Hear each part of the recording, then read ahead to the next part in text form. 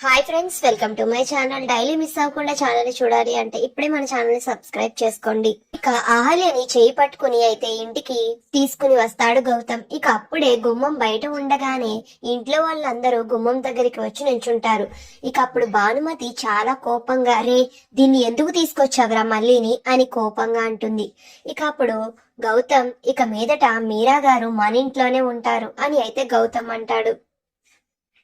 అదేంటి, తను మన ఇంట్లో ఎందుకుంటుంది? తను మన ఇంట్లో ఉండడానికి నేను చచ్చినా ఒప్పుకోను అని భానుమతి చాలా సీరియస్ గా అయితే అంటూ ఉంటుంది. అవునా, తను ఇంట్లో ఉండడానికి మీరు ఒప్పుకోరు కదా? మీ నిర్ణయం మీరు చెప్పారు, నా నిర్ణయం కూడా మీకు చెప్పాలి కదా.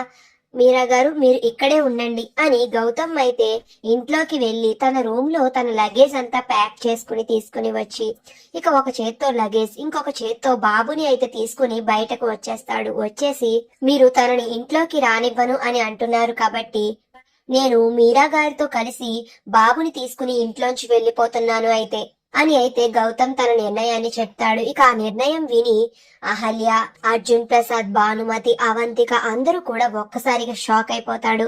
ఇక భానుమతికి ఏం చేయాలో అర్థం కాక అలా ఫ్రీజ్ అయిపోయి ఉండిపోతుంది. ఇక అహల్య సైలెంట్ గా అలా చూస్తూ సతమతం అవుతూ ఉంటుంది. మరి ఇప్పుడు భానుమతి మీరాని ఇంట్లో ఉండడానికి అంగీకరిస్తుందా, లేదా మీరా, గౌతమ్, బాబు ఇంట్లోంచి వెళ్ళిపోతారా? అసలు ఏం జరుగుతుంది అనేది నెక్స్ట్ వీడియోలో తెలుసుకుందాం. వీడియో నచ్చితే ప్లీజ్ సబ్స్క్రైబ్.